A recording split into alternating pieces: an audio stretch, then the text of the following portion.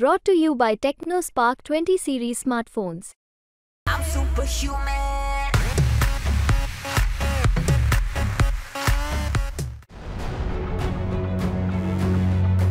राज्यात निवडणुकांमुळे वातावरण चांगलंच तापलंय. शेतकरी आत्महत्या, पिकांचा हमीभाव, महागाई या मुद्द्यांना सत्ताधाऱ्यांना तोंड द्यावं लागतंय. अशातच केंद्र सरकारनं कांदा उत्पादक शेतकऱ्यांसाठी मोठा निर्णय जाहीर केलाय. ऐन निवडणुकीतच हा निर्णय का जाहीर झालाय, याचा काय परिणाम होणार, निवडणुका आणि या निर्णयाचा नेमका संबंध काय, हेच सविस्तरपणे जाणून घेऊयात. केंद्र सरकारनं कांदा निर्यातीवर घातलेली निर्यात बंदी उठवण्याचा मोठा निर्णय घेतलाय. मात्र सरकारकडून कांद्यावर 40% निर्यात शुल्क कायम ठेवण्यात आलंय.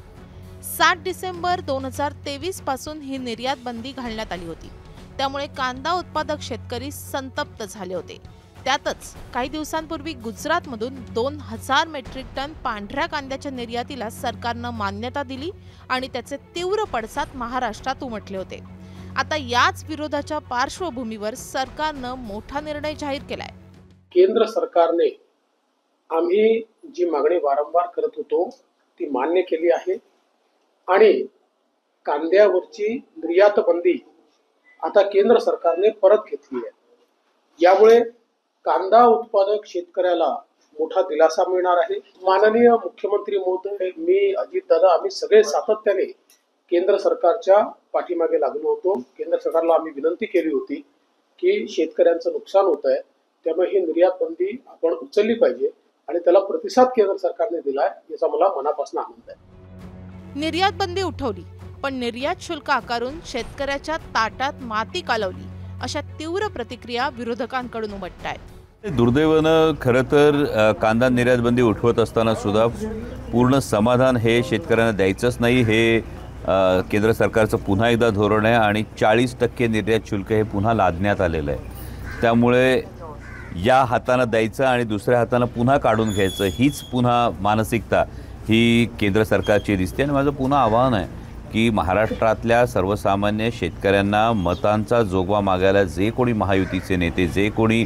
महायुतीचे उमेदवार जात असेल, त्यांनी या प्रश्नाचं आधी उत्तर द्यावं की या पद्धतीनं सातत्यानं कांदा उत्पादक शेतकऱ्याच्या ताटात माती कालवण्याचं काम हे सातत्यानं होत असताना याच्यावर आपलं नेमकं म्हणणं काय. माननीय पंतप्रधान इतक्या वेळा महाराष्ट्रात आता सभा घेत आहेत, पण ही सभा घेत असताना माननीय पंतप्रधानांना माझ्या कांदा उत्पादक शेतकऱ्यासाठी ही निर्यातबंदी उठवून त्याला पूर्णपणे दिलासा द्यावा असा वाटला नाही. त्यावरही पुन्हा 40% निर्यात शुल्क लादलं.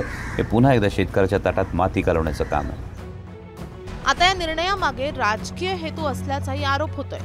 राज्यामध्ये 4थ्या आणि 5व्या टप्प्यामध्ये नाशिक, दिंडोरी, धुळे, नगर या मतदारसंघांसाठी मतदान होत आहे. या पट्ट्यात कांद्याचं सर्वाधिक उत्पादन होतं. या भागातल्या कांदा उत्पादक शेतकऱ्यांचा सत्ताधाऱ्यांवर मोठा रोष होता. त्यामुळे या निवडणुका डोळ्यासमोर ठेवून हा निर्णय झाल्याचं बोललं जात आहे. महाराष्ट्रामध्ये आतापर्यंत लोकसभेच्या ज्या निवडणुकांचे जेवढे टप्पे झाले आणि आता जे टप्पे होणार आहे, या सगळ्या टप्प्यांमध्ये जनमत हे केंद्र सरकारच्या विरोधात गेलेलं आहे. इथल्या शेतकऱ्यांनी पहिल्यांदा शेतकऱ्यांच्या मुद्द्यावरती मतदान केलं आणि मतदान करण्याची तयारी ठेवलेली. यामुळे भाजप सरकार केंद्रामधून हटेल अशी परिस्थिती निर्माण झालेली. या भीतीपोटी शेतकऱ्यांना वेड्यात काढण्यासाठी काल कांद्याची निर्यातबंदी उठवल्याचा निर्णय घेतल्याची बातमी भाजप सरकारनं पेरली. त्याचं नोटिफिकेशन आम्ही पाहिलं तेव्हा लक्षात आलं की याच्यावरची जरी एक बाजूला निर्यातबंदी उठली असं केंद्र सरकार म्हणत असलं तरी दुसऱ्या बाजूला त्याच्यावरचं निर्यात शुल्क तसंच ठेवलेलं आहे. म्हणजे एक बाजूला निर्यातबंदी उठली असं म्हणायचं आणि दुसऱ्या बाजूनं एक्सपोर्ट ड्युटी तशीच ठेवायची, म्हणजे ही अघोषित निर्यातबंदीच आहे. याच्यापूर्वी देखील 40% एक्सपोर्ट ड्युटी होती, तेव्हा शेतकऱ्यांच्या पदरामध्ये काही पडलं नाही. डिसेंबरपासून कांद्याचा भाव अतिशय रसातळाला गेलेला आहे. लाल कांदा पूर्णपणे मातीमोल भावामध्ये विकला. आता उन्हाळ कांदा सुद्धा अर्धा शेतकऱ्यांच्या हातातून गेलेला आहे, तो विकला गेलेला आहे. अशा काळामध्ये या निर्यातबंदी उठवण्याचा जो निर्णय त्याचा काहीच फायदा शेतकऱ्यांना होणार नाही. ही फक्त निवडणुकीसाठी केलेली जुमलेबाजी आहे असं आम्हाला वाटतं.